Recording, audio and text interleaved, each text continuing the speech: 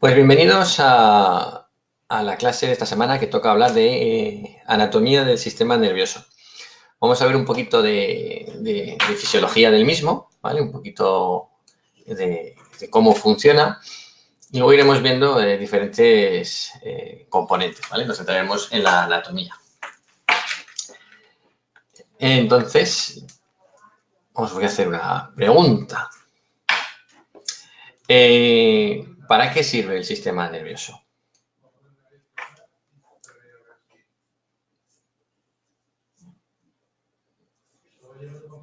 Tenéis la pista en la pantalla, pero me lo podéis decir, ¿vale? Sí, la respuesta de estímulos, que es la relación del cuerpo con el exterior, ¿de acuerdo? Y transmitir información, etcétera.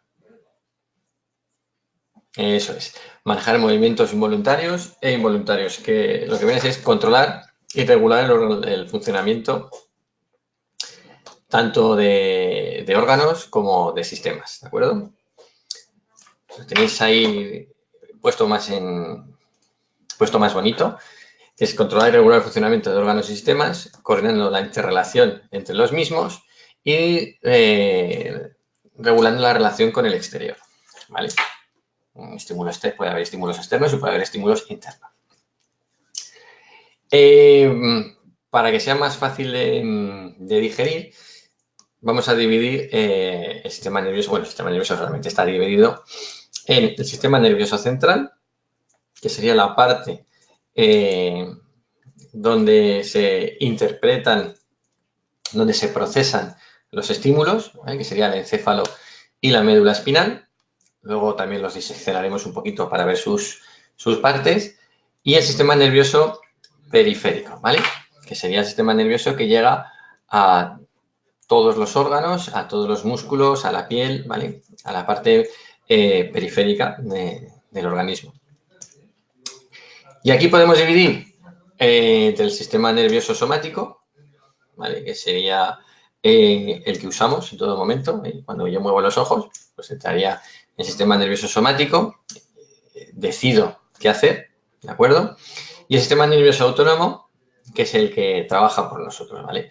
Es el que se encarga de regular la respiración, el ritmo cardíaco, la digestión, ¿vale? Diferentes reacciones que veremos más adelante.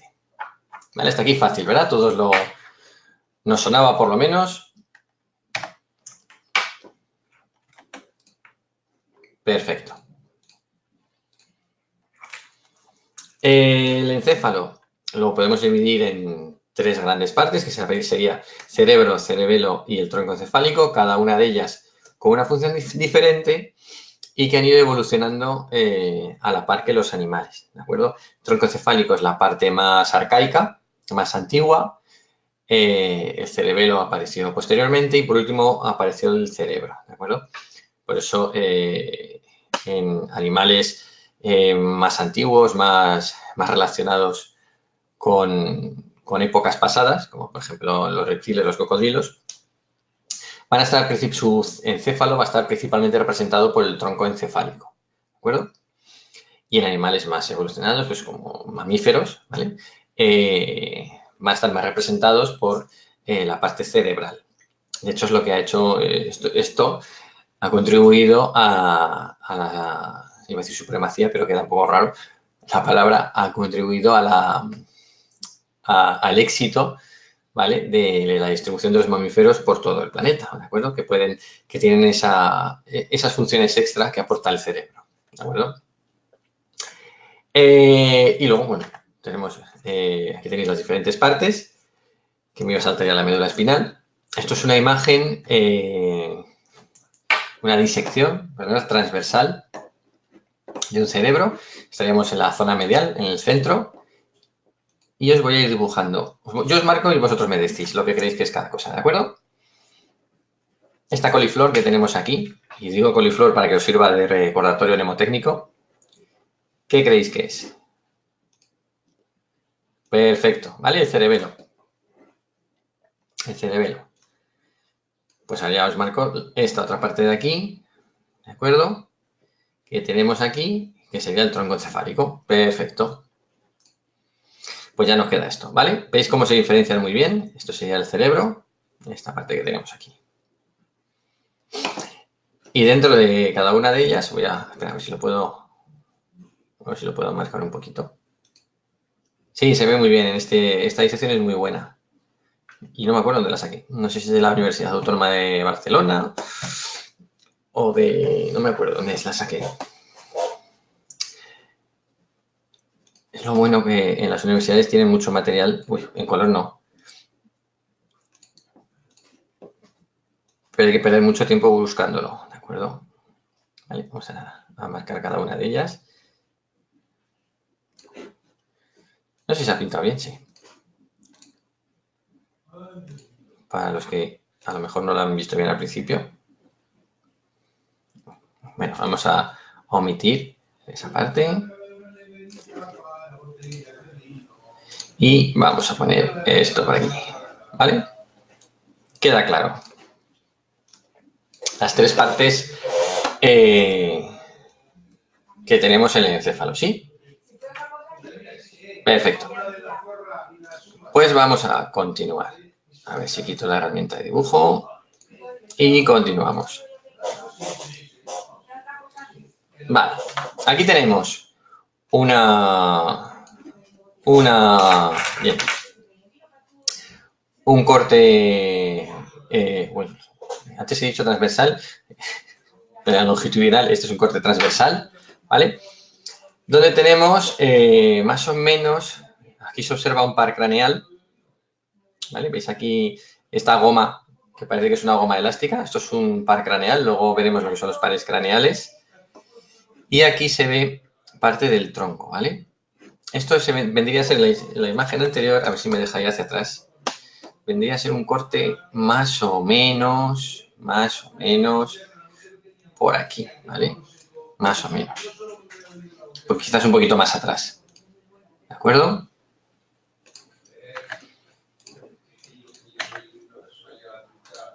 A ver, aquí, ¿de acuerdo? Y estos canales que tenemos aquí, estos huecos, es por donde va a discurrir el líquido cefalorraquídeo, ¿vale? El líquido cefalorraquídeo va a llenar estos conductos. No lo sé si se va a ver por aquí, en alguna de las imágenes. En las otras que tenía sí se veía muy bien, las de la Universidad de Colorado, pero esas ya no están disponibles, ¿vale? Bueno, a ver, creo que tengo otra imagen por aquí. Que te recuerda a una vértebra, bueno, sí, puede ser. Bueno, sí, esta imagen también quiero que veáis, que se observa. Veis claramente cómo hay una zona, cómo hay dos colores. ¿Lo veis todos bien? ¿Sí? Vale. Pues eso es lo que denominamos la materia gris y la materia blanca del cerebro, ¿de acuerdo? Que luego os explicaré por qué se llama gris y blanca. O sea, aparte de porque una es más clara y otra más oscura, tiene un motivo, ¿vale? Tiene un motivo. Esto que tenemos aquí es una médula espinal, ¿de acuerdo? No sé si veis la mariposa. Depende de qué zona se corte, se ve más o menos, ¿vale? Y este canal central de que tenemos aquí, que se observa aquí, este canal central es por donde circula el líquido cefalorraquídeo, que llega por aquí, ¿vale? Se va haciendo más grande, más grande. Bien. Pues vamos un poquito con la estructura celular, ¿vale? Vamos a contar un poquito de estructura celular y fisiología. Aquí hemos visto la estructura, que hemos visto un poquito la anatomía de lo que vamos a hablar. Pues bueno, si hablamos de sistema nervioso, vamos a hablar de neuronas, ¿de acuerdo? Entonces, ¿qué es una neurona? Se me ha cambiado solo, qué bien. ¿Qué es una neurona? Os voy a pasar este enlace, que ya lo conocéis, de la Universidad de Vigo, donde tenemos un montón de cortes histológicos. Y fijaros cómo se ven, ¿vale? Esto es un corte histológico de la corteza cerebral, está teñido, y fijaros cómo se ven todas las neuronas, ¿de acuerdo? La neurona es una célula muy seleccionada, ¿de acuerdo? Es muy especial. Está altamente seleccionada para hacer su trabajo, que es transmitir la información nerviosa. Si nos vamos al PowerPoint, ¿vale? Quedaros con la imagen de todas estas neuronas que tenemos aquí. Si nos vamos al PowerPoint,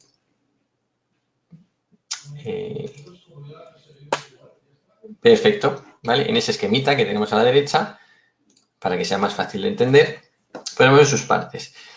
Lo primero que nos sorprende de las neuronas es lo deformadas que están. Una célula siempre la tendemos a ver redondita o cuadrada. Las neuronas son muy alargadas y además su membrana en los extremos tiende a hacer una cantidad de pliegues, ¿de acuerdo? Todo esto es la membrana celular de la neurona, es muy larga, ¿vale? Y en su interior pues está el citoplasma, ¿vale? Hay una zona central, ¿de acuerdo? Más engrosada, que es donde se va a encontrar el núcleo de la célula. Efectivamente, las neuronas no se pueden reproducir. Se han especializado tanto en realizar su función que han perdido esa capacidad, ¿de acuerdo? Existen algún tipo de células nerviosas que son algo menos especializadas, que sí pueden reproducirse y son con las que están haciendo estudios para la regeneración del sistema nervioso, ¿vale? Por ejemplo, creo que hay alguna zona de la pituitaria, ¿vale? Que han encontrado células nerviosas menos especializadas que sí que tienen la capacidad de reproducirse. Volviendo a la estructura de la célula, tenemos aquí el núcleo celular. Todo en su interior, por supuesto, está iba a decir relleno. Contiene el citoplasma, ¿vale? En el interior de la célula. Pues luego lo comento, Sandra, que eso es muy interesante. Una serie de granulaciones, ¿vale? Que se ven muy claras en la zona más engrosada, que están por toda la célula, que estas granulaciones van a contener, entre otras cosas, una parte muy importante para la transmisión, que son los neurotransmisores, ¿de acuerdo?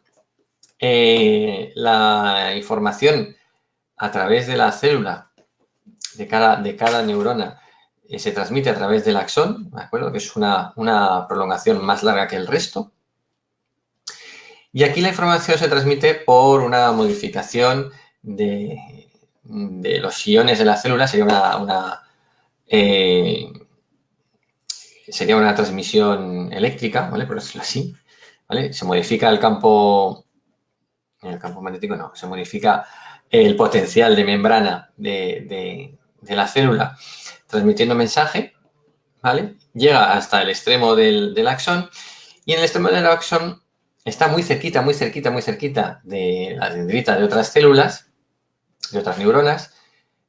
Está muy cerca, formando un pequeño espacio que se denomina gap, hueco en inglés, tampoco se me ha mucho en el nombre.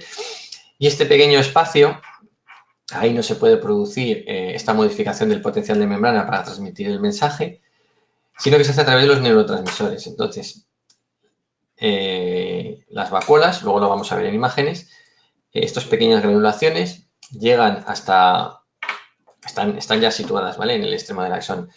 Llegan hasta la membrana, se liberan al espacio exterior, contactan con unos receptores que hay en las dendritas en la dendrita de la otra neurona y produce la estimulación y la polarización o despolarización de la membrana para transmitir la señal a la siguiente neurona, ¿de acuerdo? Y así es como se transmite el impulso nervioso.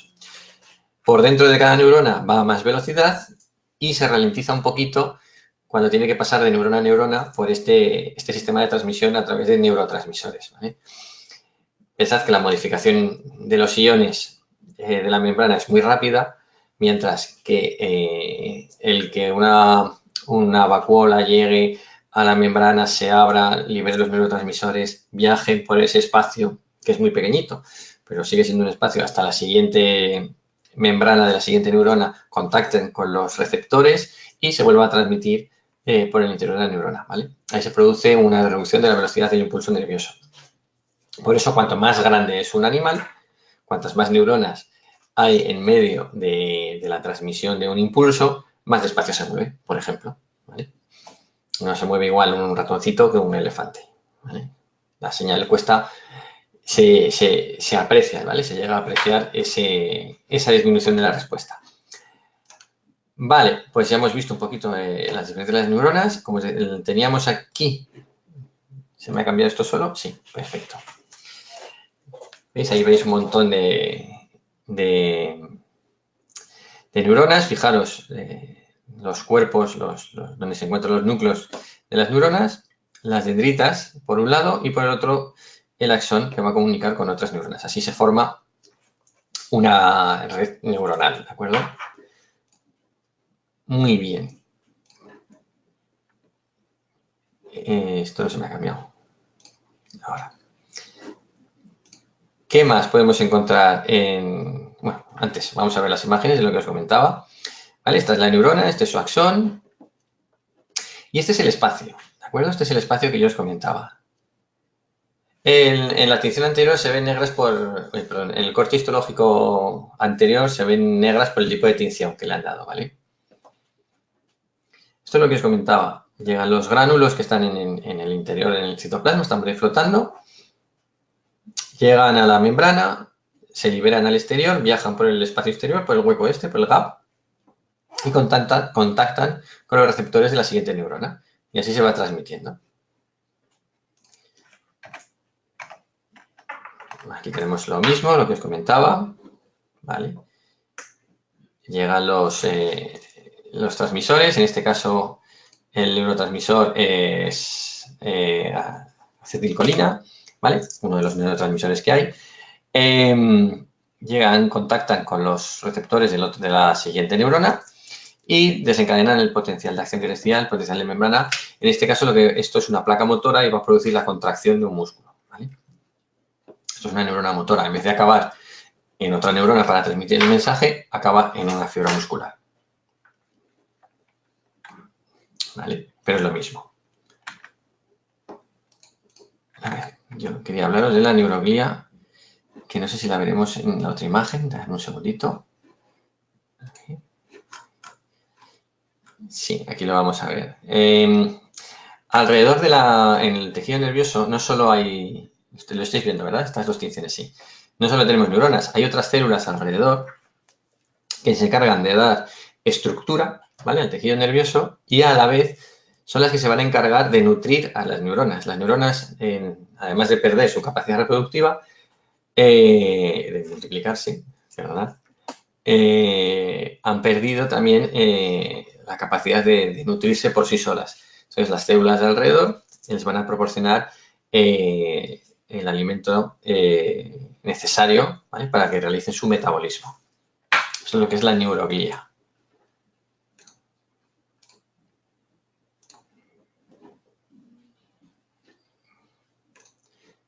A ver, esto no se me ha cambiado. Sí, aquí, vale.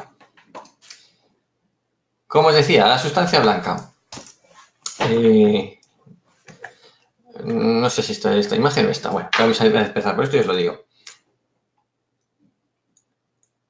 Sí, cuando un animal huye de un peligro, sí. No te entiendo. Ah, la reacción de la placa motora. No, eso puede ser. Eso es tú misma cuando piensas en mover el brazo, ¿vale? La neurona que conecta a la placa motora va a producir esa reacción, ¿vale? Sin más. No es un reflejo. Esto es un ejemplo de conexión entre una neurona y otra célula que sería la fibra muscular. Bueno, lo que os decía antes de la fibra blanca, la materia gris.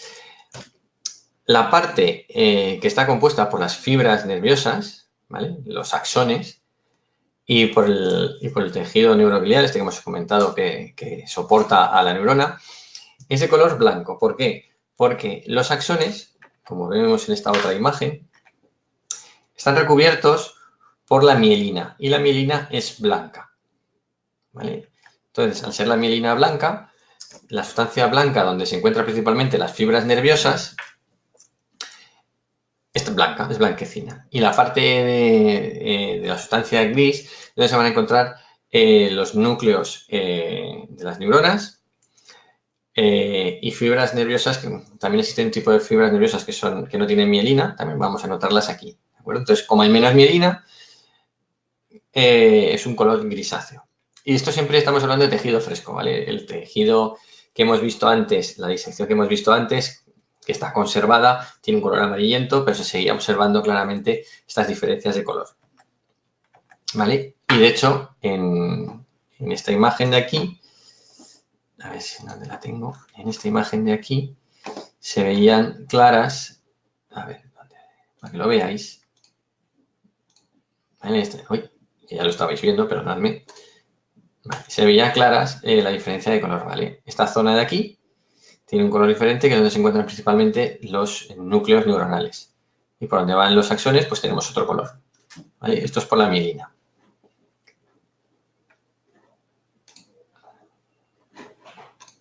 Perfecto. A ver. Cuando un animal tiene degeneración cerebral, ¿cómo se vería? No lo sé. No lo sé, ¿vale? A ver, desde luego, cuando un animal, si tú te refieres a una enfermedad con degeneración de mielina, pues sí, evidentemente vamos a tener más zonas grises que blancas, ¿vale?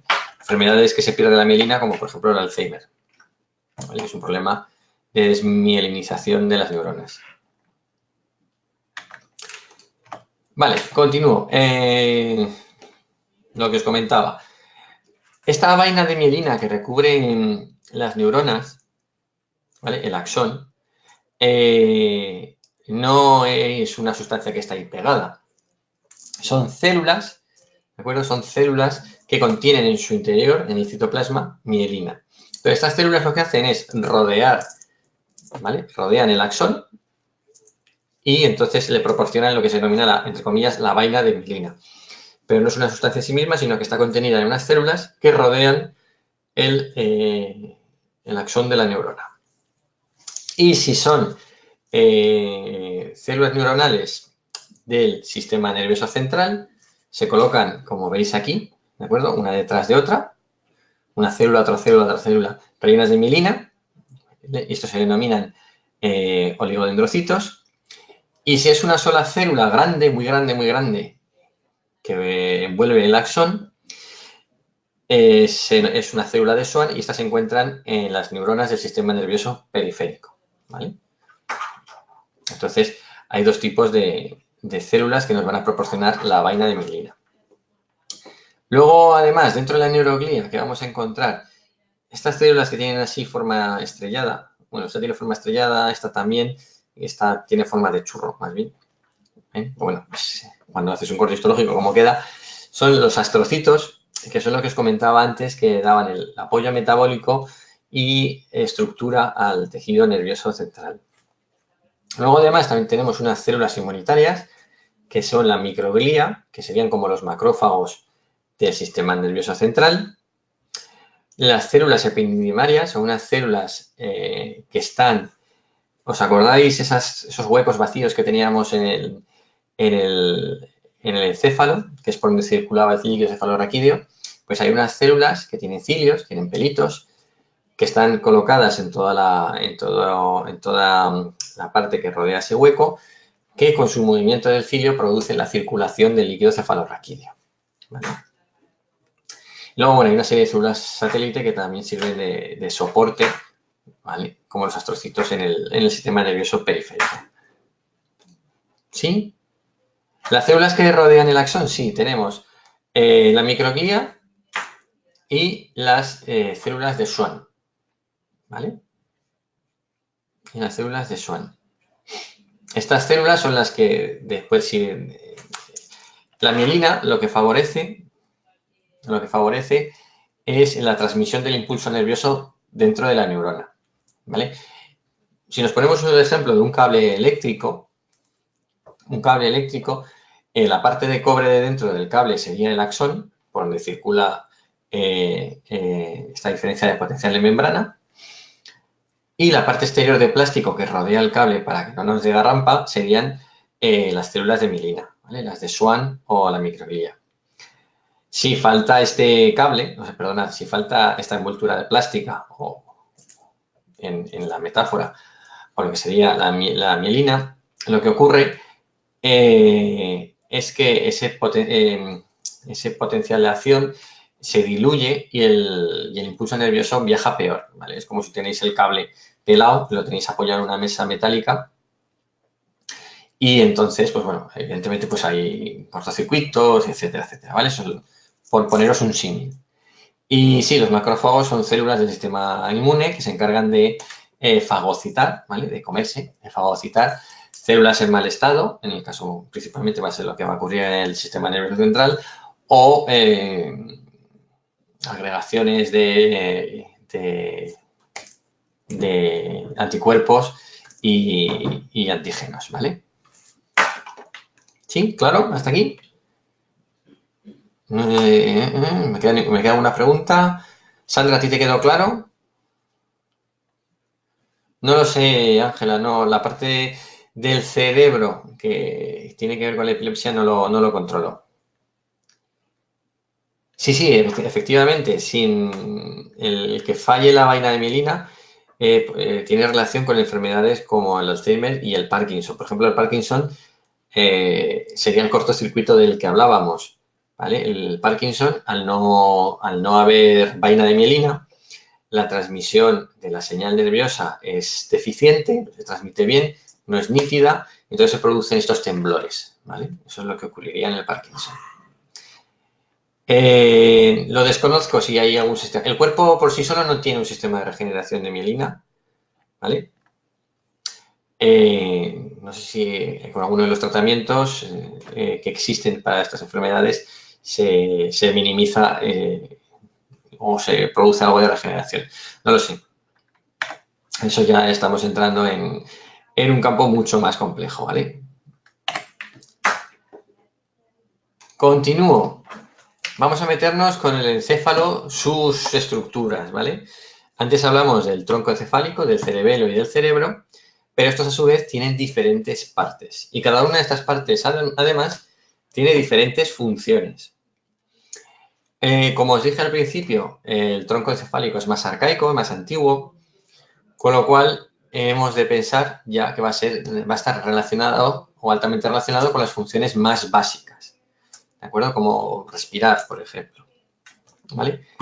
El cerebelo se va a encargar de una serie de funciones, principalmente funciones motoras, ¿vale? Que luego explicaré cómo funciona un poco.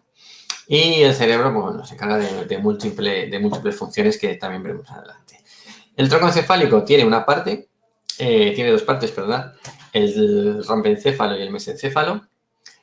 También denominado cerebro posterior o cerebro medio. Es que en función de cómo lo nombres las partes del sistema nervioso central, hablamos de cerebro posterior, cerebro medio o cerebro anterior. Y bueno, que sepáis eso, que el cerebro, pues cuando se habla del cerebro posterior se habla del rombencéfalo.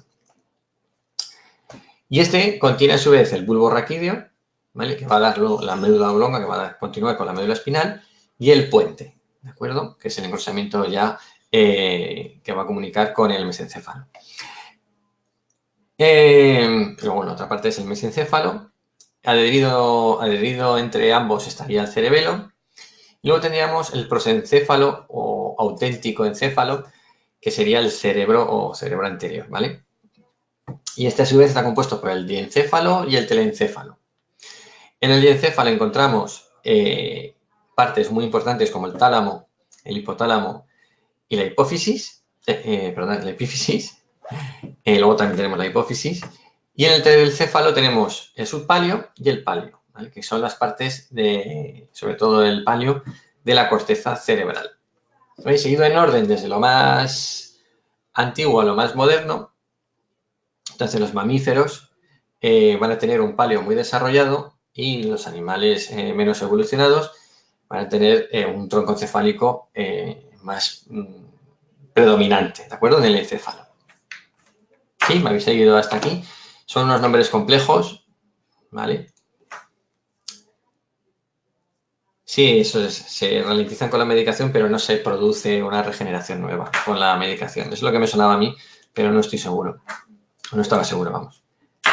Bien, esta parte de la estructura Ahora vamos a ver las funciones, ahora vamos a ir viendo las funciones, ¿vale?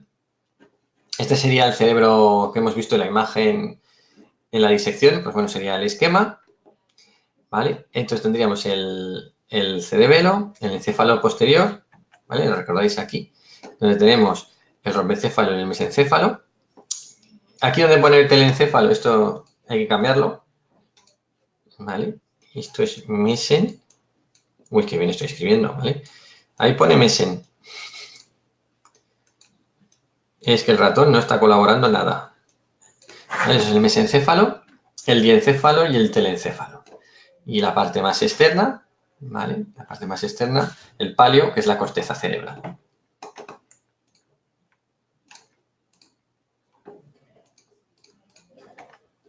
Funciones que me preguntaban ya. Como decía, el tronco encefálico, parte más arcaica del sistema nervioso central, va a ser la que se encargue de las funciones más básicas, ¿vale? Entonces, el bulbo raquídeo, médula oblonga, es lo mismo, se va a encargar de la respiración, de la devolución, del tono muscular, de la digestión y el ritmo cardíaco, ¿vale?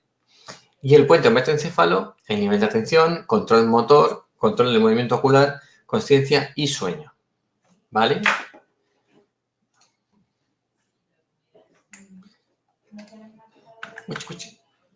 Telencéfalo, sí, es que el telencéfalo es parte del cerebro. Tú te refieres aquí. Es que aquí está hablando de telencéfalo como todo, ¿vale?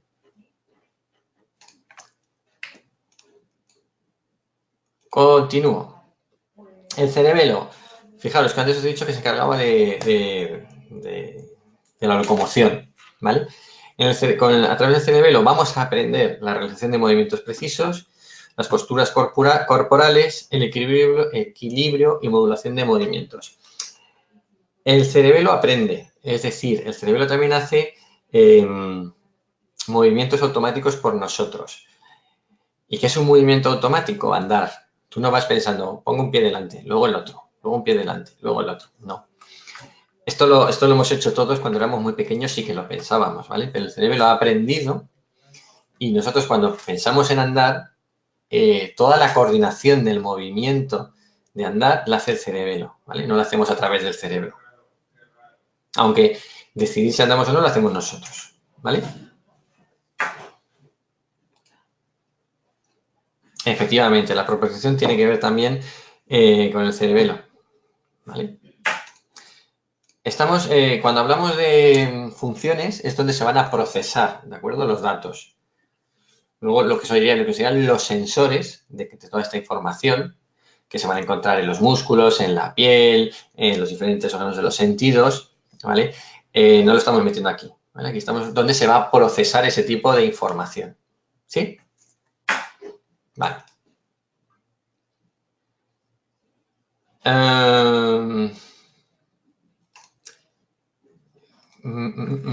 Vale, me estáis preguntando muchas cosas, no adelantemos acontecimientos, ahora les iré contestando, ¿vale? La parte del tálamo, ¿vale? Que lo teníamos aquí para que os centréis, ¿vale? ¿Lo veis? Lo he señalado con el dedo, que está en el disencéfalo, en la parte del cerebro anterior, aquí. Se va a encargar de la cognición y de la modulación de los patrones del sueño o ritmos circadianos. Y el hipotálamo. El hipotálamo hace un montón de cosas, ¿vale? El hipotálamo, aquí tenemos un cerebro humano, ¿vale? Pero bueno, un cerebro de otra especie tendríamos una parte de palio menos desarrollada y estaría la estructura un poquito más elongada, pero bueno, igual, ¿de acuerdo? En la parte ventral vamos a encontrar el hipotálamo, debajo del tálamo, hipotálamo, y vamos a encontrar también la hipófisis, ¿vale? El hipotálamo y la hipófisis van a encargarse de controlar una variedad de órganos increíble, ¿vale? Van a segregar una serie de sustancias, ¿vale? Segregan sustancias que van a transmitir información a diferentes órganos, ¿de acuerdo? El sistema endocrino y el sistema nervioso están íntimamente ligados porque funcionan entre sí, o sea, quiero decir, se comunican entre sí, ¿vale? Y uno de los nexos de unión del sistema nervioso con el sistema endocrino es este, ¿vale? El hipotálamo y la hipófisis. Entonces, este esquema os lo tengo aquí puesto. Creo que puede que alguno no lo tengáis en el material en función de la versión, porque en las versiones viejas no lo incluíamos. Ahora sí. Y para los que no lo tengáis, os va a servir de gran ayuda a la hora de memorizar todas las funciones que tenemos en el hipotálamo y en la hipófisis. No sé si tengo aquí, no, si lo tengo en otro apartado. Bueno, pues como veis, ¿vale? Desde el hipotálamo vamos a controlar parte de la función de la hipófisis y desde la hipófisis vamos a controlar todos estos órganos que tenéis aquí. Vamos a controlar las glándulas adrenales, la tiroides, el crecimiento, ¿vale? El HG, hormona del crecimiento, la hormona estimulante folicular, FSH, la LTH, ¿vale? O la, ya lo diré cuando se me atrapa la lengua. No me sale. La oxitocina, ¿vale? Que además, bueno, de la contracción del útero durante el parto tiene otras funciones. Y la vasopresina, ¿de acuerdo? La vasopresina que tiene que ver con la diabetes insípida, ¿vale? Para que veáis que el origen de la diabetes insípida es bastante diferente del origen de la diabetes mellitus, ¿vale? Luteinizante, muchas gracias, Ángela. Efectivamente, esto es la clave de por qué os explico esto. Os leo la pregunta de Sandra Alto. Si tienes problemas como hipotiroidismo, ¿puede venir de un mal funcionamiento de la hipófisis? Sí. Sí puede, ¿vale? Aquí tenemos la adenohipófisis, ¿vale? Que me va a segregar una hormona estimulante, como cuál, la hormona estimulante tiroidea, que es la TSH. Si esa TSH está elevada, ¿vale? Ni tiroides ni mi paratiroides van a producir más tiroxina y más calcitonina, ¿vale? Entonces, el tener un problema en la hipófisis puede provocar que tenga un hipertiroidismo, ¿vale? ¿Entendéis? O lo contrario, que aquí no secrete nada, si no hay TSH, voy a tener unos niveles de tiroxina y calcitonina muy bajos, voy a tener un hipotiroidismo, ¿vale? ¿Veis la relación y la importancia de esto? Entonces, por eso estoy tanto rato con la imagen puesta, para que podáis luego copiarla, ¿vale? Como luego se cuelga el vídeo. Uy, lo de las drogas ya... Sí, a ver, cuando hablas de drogas, entiendo que te refieres a los tratamientos. Sí, los tratamientos van a ir al origen del problema, ¿vale? O a sustituir, van a ir o al origen del problema para que se produzca TSH o van a sustituir, ¿vale? En algunos casos, como por ejemplo, ya lo diré, el cortisol, ¿vale? Con cortisol, con cortisona. ¿Vale? Bien. ¿Qué funciones tiene el hipotálamo? Pues va a regular el sistema nervioso autónomo, ¿vale? El sistema nervioso autónomo, el que os decía que no podemos nosotros realizar ningún cambio sobre él, se autorregula, ¿de acuerdo? De manera que ya tenemos una conexión entre el sistema nervioso central, el sistema nervioso autónomo y el sistema endocrino en el hipotálamo, ¿vale? Además, va a regular el hipotálamo, va a regular la hipófisis, lo que acabamos de comentar, y como forma parte del sistema límbico, va a participar en la regulación de las emociones y el comportamiento, ¿vale? Va a regular ira, agresividad, dolor, placer y excitación sexual. Y esto, mirando un poquito qué hormonas gestiona, se puede comprender, ¿vale? Tenemos aquí estrógenos, progesterona y testosterona. Algunas hormonas, Sandra. ¿El hipotálamo controla las hormonas? Sí. Todas no, algunas, ¿vale? Las que hemos visto en el esquema anterior. Efectivamente, un tumorcillo en la hipófisis puede producir hipertiroidismo, ¿vale? Claro, y también puede producir diabetes insípida y déficit hormonal de crecimiento. Sí, sí, pero toda la vez, ¿vale? Como todo está gestionado aquí, ¿verdad? Como todo está gestionado aquí, un problema aquí puede afectar a uno o a varios, ¿vale? ¿En dónde estaba? Punto 4. También va a participar en la regulación de gestión de bebidas y alimentos. El hipotálamo también está en el centro de la sed, ¿vale? A él le van a llegar las señales de llenado, de estoy lleno, estoy vacío del estómago, por ejemplo. Y también va a participar en la homeostasis, que es el control de la temperatura corporal, ¿vale? Son las funciones más importantes del hipotálamo, que son, como veis, son básicas, ¿vale? Es muy importante. Y ahora nos vamos a centrar en otra de las partes del cerebro, que sería el telencéfalo, ¿vale? De manera general.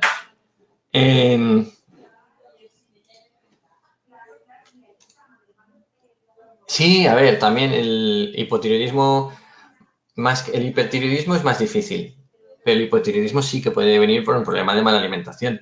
Si no tenemos yodo, no podemos producir no se produce la T3, entonces no se produce la T4, ¿vale? Como lleva un ion de yodo la molécula, uno o varios, no lo sé, no me acuerdo, pero como el ion yodo forma parte de la estructura de la molécula de la hormona tiroidea, si no hay yodo no tenemos hormona tiroidea, ¿vale?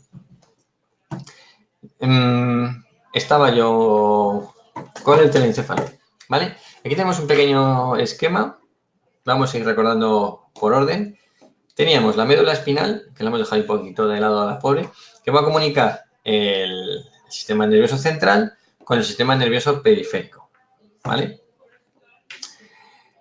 Pues después teníamos el tronco encefálico, que controlaba las funciones vitales, ¿recordáis? Teníamos el cerebelo, ¿de acuerdo? Que participaba principalmente, entre otras más funciones, en el movimiento. El hipotálamo, también lo hemos comentado. El hipocampo y sistema límbico, que también forma parte con el hipotálamo, que este no lo habíamos nombrado, pero que también va a participar con el hipotálamo en las emociones. Y luego ya nos centramos en la corteza cerebral, ¿vale? Tálamo y corteza cerebral. Que tiene mucho que ver con la diferencia de los animales. Aparte de tener, ¿vale?, control de movimiento y el tono junto con el cerebelo, habilidades motoras, movimiento voluntario, también vamos a tener la memoria, la capacidad de aprendizaje, inteligencia, emociones, junto con el hipotálamo hipocampo, sistema límbico, habilidades de lenguaje y comunicación, capacidades sociales y las aferencias sensoriales o olfativas, ¿vale? ¿Os habéis dado cuenta, por ejemplo, una rapaz? ¿Qué sentido del olfato tiene una rapaz?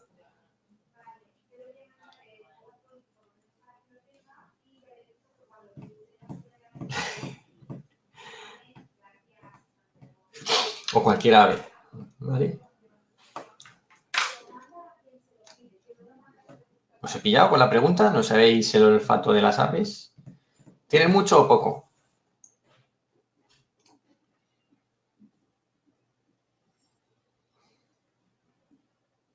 Tienen muy poco sentido del olfato, ¿vale?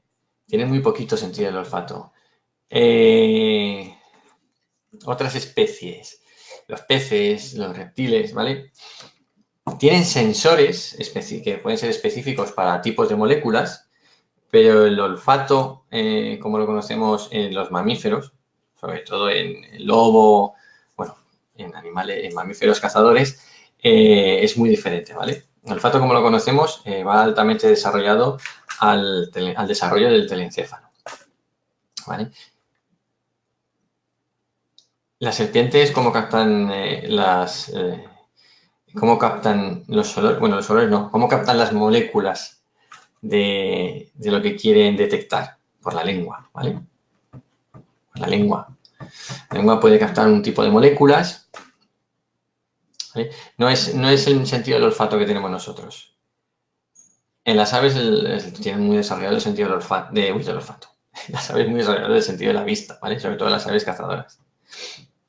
Entonces, por ejemplo, los tiburones también, que dicen, huelen la sangre. Tienen una serie de detectores específicos, ¿vale? Que son capaces de detectar moléculas, unas cantidades de moléculas ínfimas en el agua, ¿vale? Pero en el sentido del olfato, como digo, como nosotros lo tenemos desarrollado, va asociado al desarrollo del encéfalo. ¿De acuerdo? Bien, a ver, no sé si me dejó una pregunta que me habéis ido haciendo.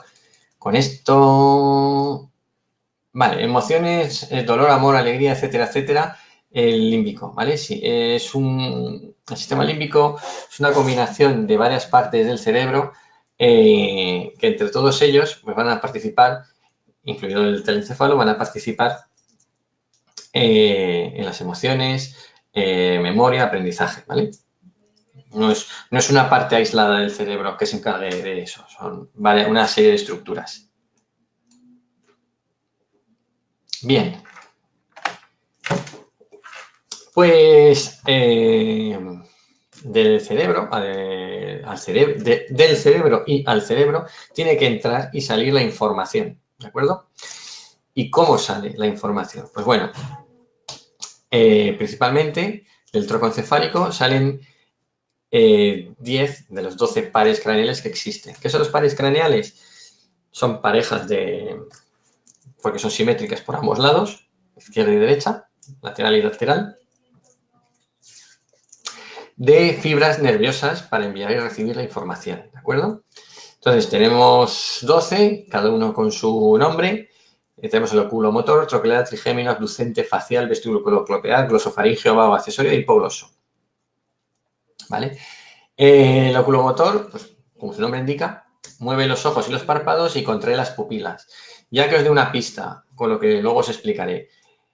Mover los ojos y los párpados lo podemos hacer nosotros, ¿no? Por decisión propia. ¿Vale? Izquierda, derecha, arriba, abajo, lo elegimos. Contraer las pupilas, no. ¿Vale? La contracción de las pupilas se encarga del sistema nervioso autónomo y el movimiento de los ojos y los párpados podemos decirlo nosotros, lo podemos decidir nosotros. Es decir, entonces vamos a tener una mezcla de fibras que van a llevar fibras del sistema nervioso autónomo y fibras nerviosas aferentes y eferentes, que ahora os explicaré lo que son. El troclear solo se encarga del movimiento del ojo, el trigémino de la sensibilidad de la cara y los movimientos masticatorios, abducente la posición del ojo, fijaros, la posición del ojo es lo que le va a llegar, esa información le va a llegar al cerebro.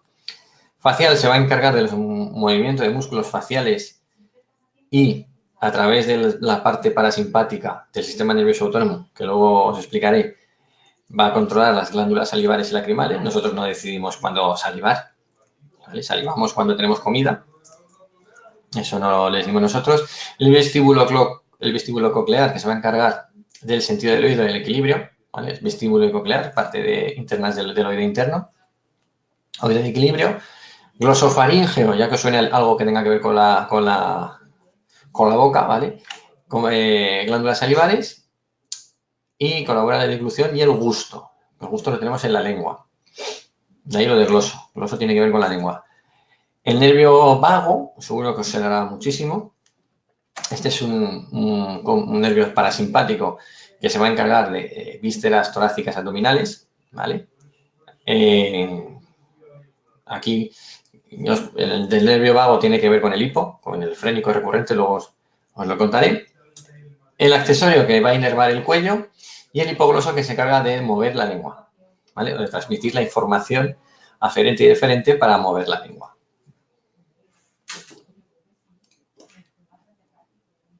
¿Vale? Sí, tranquila, que acabaremos. Y luego tenemos, más adelante, del cerebro nos va a salir el del encéfalo el olfatorio y el encéfalo el óptico, ¿vale? Médula espinal, que hablábamos antes, es la continuación del rombencéfalo, ¿vale? Como decíamos, se va a encargar de que viajen las fibras para comunicar entre el sistema nervioso central y la musculatura. Y está protegido... Sí, el nervio vago es un nervio. Y está protegido... inervar. Inervar es llevar la información y traer la información a un sistema o a un órgano, ¿vale? Por ejemplo, al estómago le tiene que llegar la información para contraerse, ¿vale? El estómago sabéis que se mueve, se contrae para realizar la digestión. Y esto se hace a través de las fibras nerviosas que le llegan del sistema nervioso autónomo, ¿vale? Y lo mismo con el peristaltismo intestinal. Para que se produzca este peristaltismo intestinal tiene que llegar las transmisiones nerviosas, ¿vale? Uy, perdonad. Bueno, como os decía, la médula espinal, que está protegida por la columna vertebral, van por el canal medular de las vértebras, el círculo grande que tenemos dentro de las vértebras. El conducto epididymario, es decir, el agujerito que teníamos en el centro, que es el que os explicaba por donde circulaba el líquido cefalorraquídeo, y está protegida por las meninges, ¿vale? Las meninges que de más externa a más interna son la dura madre, la aracnoides y la más íntimamente ligada es la pía madre.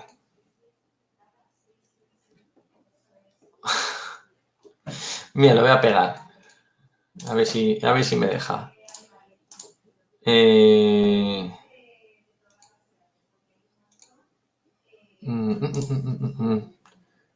No me va a dejar. A ver. No. Sí, aquí.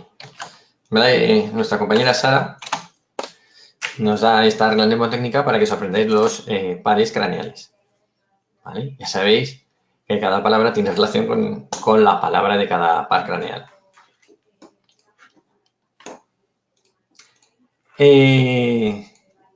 Como os decía, tenemos las tres meninges y debajo de cada meninge tenemos el espacio subdural, el subaracnoideo y el espacio subdural que está entre la dura madre y la aracnoides es donde se coloca la epidural. Se coloca encima, ¿vale? De la dura madre, ¿vale?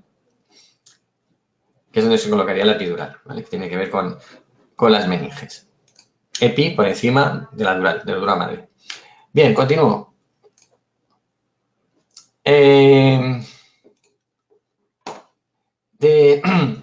Fijaros, de la médula espinal a cada lado también van a salir unos pares, pero ya no se llaman pares craneales, sino que se llaman nervios espinales. ¿Veis? Esto que tenemos aquí, a ambos lados, ¿vale? Le salen los nervios espinales. Estos nervios espinales tienen una raíz dorsal, la parte de arriba, que va a llevar componente sensorial, es lo que se denomina aferente, le va a llegar la información, es decir, yo me quemo y esa información me llega por la rama dorsal, ¿vale? Y la raíz ventral, que es la que va a llevar la información motora o eferente, es decir, yo me quemo y por la parte ventral es retira la mano, tonto, que te estás quemando, ¿vale?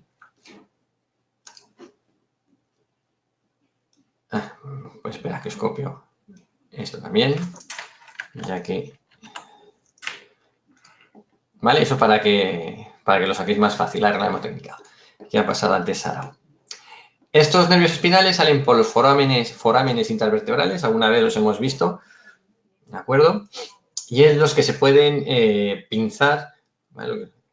Pinzar entre comillas, cuando hay ya lo diré, cuando los discos intervertebrales, una hernia discal, ¿vale? Cuando hay alguna hernia discal o algún problema, esto se puede pinzar, en función de lo que se pince, se interrumpa la transmisión de información, se produce una sintomatología u otra, ¿vale? El reflejo espinal, un reflejo espinal es un reflejo que en el ganglio se procesa información, ¿veis? Fijaros que están conectados como si fueran... Puede llegar la información a través de la médula espinal al cerebro, o si es una información refleja, se puede procesar en esta zona sin necesidad de que llegue la señal al cerebro para que el movimiento sea más rápido, sobre todo temas de dolor que hace falta inmediatez en la respuesta. De esta manera evitas todo el viaje de la señal nerviosa que, como hemos dicho antes, cuantas más neuronas tiene que pasar, más lento es. ¿Vale? Entonces, por ejemplo, el ejemplo que hemos puesto de me quemo, en vez de viajar hasta el cerebro procesa la información, viajar la información por la médula espinal y llegar otra vez al músculo, viene por aquí, se procesa aquí y se produce el reflejo. ¿Vale? Entonces, una medida del reflejo espinal es una evaluación de los nervios espinales. ¿Vale? ¿Cuántos hay? Pues bueno, en humana hay 31, ¿vale? 31 nervios espinales. Luego veremos al final los plexos rápidamente. Y la médula espinal acaba en lo que se denomina cola de caballo, que es la parte final en la zona sacra. En vez de continuar como una sola unidad, se ramifica, ¿vale? Para llegar a todas las partes de la zona posterior del animal o de los humanos. No, antes tenía una imagen, pero ya la he perdido también, ya me perdonáis. Cuando te electrocutas, es que cuando te electrocutas es un poco problemático, porque cuando te electrocutas la electricidad lo que hace es volver locos a la señal que reciben los músculos y normalmente se contrae. Entonces tú, por ejemplo, si agarras un cable así con la mano, no lo hagáis nunca, ¿qué ocurre? Que los músculos con la propia electricidad se quedan contraídos y no puedes soltar. ¿Vale? Tú, aunque quieras, aunque llegue la señal de que se suelte, no se pueden soltar. Por eso una de las cosas que hay que hacer cuando se comprueba tensión o cuando se va a empezar a trabajar, aparte de que siempre hay que llevar la protección, es nunca se toca un cable de manera que se puedan contraer las manos. Si lo tocas con la parte posterior, aunque se te contraigan, puedes despegarlo, ¿vale? Bueno, lo que os explicaba, la médula espinal que viaja por el canal medular, los discos intervertebrales y los forámenes, ¿vale? Los que veis aquí que salen entre las vértebras. Entonces, si se produce en la hernia discal, se puede pinzar el nervio espinal. Y ya rápidamente que acabaremos. Vale, es que es muy variable el número, ¿vale? Si, por ejemplo, tenemos un perro con más vértebras, como puede ser un teckel, pues tenemos un número variable. Entonces, tenemos los plexos de los nervios espinales, que son estos que tenemos aquí. ¿Qué es un plexo? Es una aglomeración, ¿vale? O una ramificación, conjunto donde se van a juntar muchos de estos nervios espinales. Tenemos el plexo braquial, que sale de las últimas cervicales y la primera torácica, ¿vale? Va a inervar toda esta zona de aquí. Por eso aquí, esta zona es una zona muy sensible, ¿vale? Porque está altamente inervada o pasan por ahí muchísima cantidad de nervios. El plexo lumbar, ¿vale? Desde la última torácica a primera, segunda, tercera, cuarta y quinta lumbar. Y que va a inervar toda esa zona, ¿vale? Incluidos órganos y músculos. Y el plexo sacro, ¿vale? Que va de las últimas lumbares y las primeras sacras. ¿Vale? Y alguna cocígea. Esto os lo comento a título de curiosidad, porque tiene más, es importante conocerlo para diferentes tratamientos, ¿vale? Sobre todo en rehabilitación y fisioterapia. Sistema nervioso autónomo. Rápidamente, que lo hemos estado hablando antes todo el rato. El sistema nervioso autónomo es aquel que va a inervar en la musculatura lisa, en la musculatura cardíaca y las glándulas, ¿vale? Que junto con el endocrino se va a encargar de la homeostasis. ¿Os acordáis del hipotálamo que ya lo hablamos? Va a tener una parte central, que vamos a tener neuronas y grupos neuronales, que van a estar en la médula espinal y el tronco cerebral. Necesidades básicas, volvemos al principio, que es lo que se encarga del tronco cerebral. Y los grupos neuronales que van a estar en el sistema límbico y el hipotálamo, ¿vale? Y la parte periférica del sistema nervioso autónomo está compuesto por los nervios vegetativos, que son básicamente motores, ¿vale? Es decir, las partes finales para transmitir la información. Tiene dos partes, ¿vale? Dos componentes. No es que esté separado, sino que tiene un grupo que se va a encargar de estimular órganos, y otro grupo que se va a encargar de inhibir órganos. El simpático va a estimular órganos, ¿vale? Y su neurotransmisor va a ser, son los neurotransmisores adrenérgicos, ¿vale? Adrenalina estimula neurotransmisores adrenérgicos, y el parasimpático que va a inhibir sus neurotransmisores, ¿os acordáis de los neurotransmisores que os hablamos al principio? Van a ser lo contrario, ¿vale? Van a ser colinérgicos, ¿vale? La acetilcolina, colinérgicos, para inhibir. Y bueno, todas las partes de fibras viajan mezcladas con todas las fibras que hemos visto antes, diferentes a aferentes, ¿vale? De hecho, habéis visto que había algunos nervios que os comentaba que llevaba parte simpática y parte motora, parte simpática y parte motora, ¿vale? Van mezclados. No es que haya dos sistemas nerviosos, van todas las fibras nerviosas juntas. Y para acabar, ejemplo de lo que hace el sistema nervioso simpático y parasimpático, ¿vale? Que era dos. Simpático, el simpático estimula, es fácil de recordar, y el parasimpático, que es el soso, inhibe, ¿vale? Entonces, el parasimpático, en el caso de los ojos funciona al revés, pero bueno, contrae la pupila y el simpático dilata la pupila. Estimula la salivación, inhibe la salivación, el simpático. En el corazón reduce el latido cardíaco, acelera el impulso cardíaco, ¿vale? Contrae los broncos, relaja los broncos, ¿vale? ¿Veis? Son opuestos. Hay algunas acciones que son únicas. Ahora mismo no sé si encuentro alguna por aquí que sea única.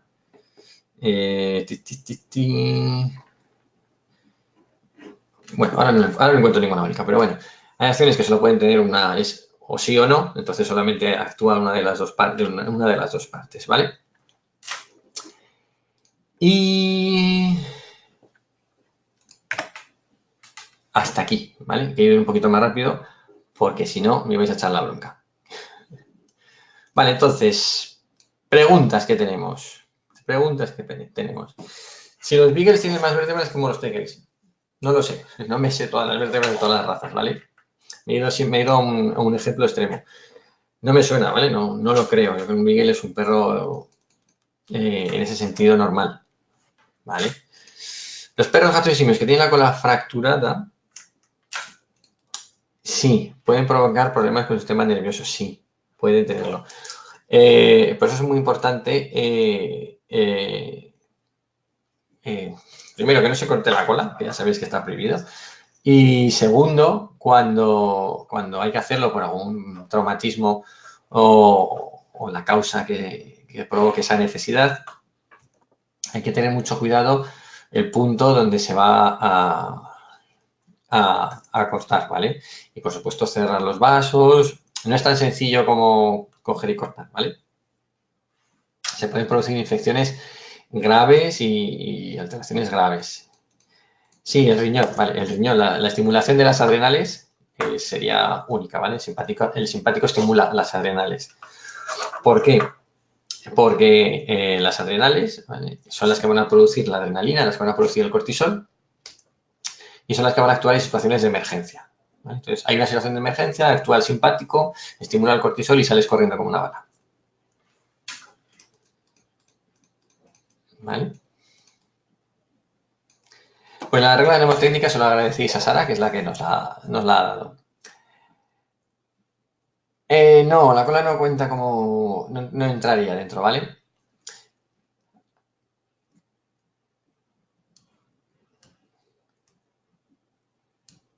Ah, lo de las neuronas. A ver, lo de que comentaba antes de la reproducción de las neuronas. Esos son estudios, ¿vale? Yo ahí ya me pierdo, pero sí que se están haciendo avances de buscar neuronas que tengan la capacidad. Entonces, en la pituitaria sí se ha visto, como os he dicho antes, que existen neuronas que son capaces de reproducirse. Entonces, están yendo por esa vía a ver si pueden llegar a producir una regeneración completa del sistema nervioso.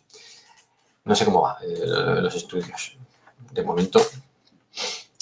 Las piedras en el riñón. Uy, me ha sacado. Esto no tiene nada que ver con el sistema nervioso central. Normalmente vienen de la alimentación, ¿vale?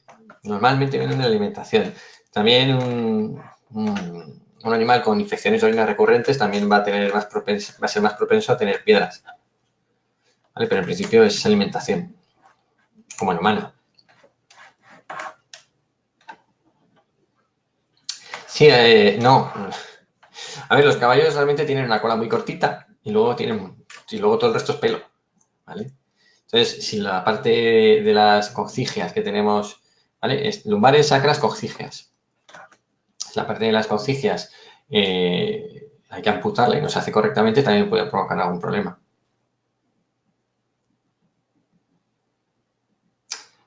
Sí, os puedo recomendar libros del sistema nervioso, son densos, ahora no me acuerdo, pero tengo dos en casa, uno en castellano y uno en inglés.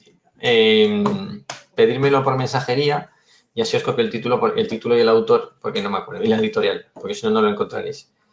El sistema nervioso incluso compara con diferencias entre especies, ¿vale? Un estímulo físico, a ver, un reflejo espinal, ¿vale? En una extremidad va a llegar solamente hasta la médula espinal, ¿vale? Un pinchazo en el dedo va a llegar hasta la médula espinal, se va a procesar y va a decir que lo retires, ¿vale? Pues sería un reflejo más sencillo. ¿Cuáles animales son más complejos? A nivel celular. Es que a nivel celular, incluso ahí puede haber especies que sean menos evolucionadas, que sean más complejas. No te creas que te termino de entender la pregunta. Porque claro, luego la evolución a cada especie le ha dado una serie de sistemas. Me alegro, Natalia, que te haya gustado. Volviendo al tiburón, la electrocepción que tiene el tiburón, toda esa batería de sensores que tiene en la parte frontal para cazar a sus presas, no lo tenemos nosotros. Es muy complejo, ¿vale? Pero no es... Muy bien, Sonia. A vosotros. Es muy complejo y no significa que esté más evolucionado que nosotros. Al contrario, ya sabéis que los tiburones llevan millones de años sin cambiar casi, ¿vale? No sé si tienes alguna pregunta más.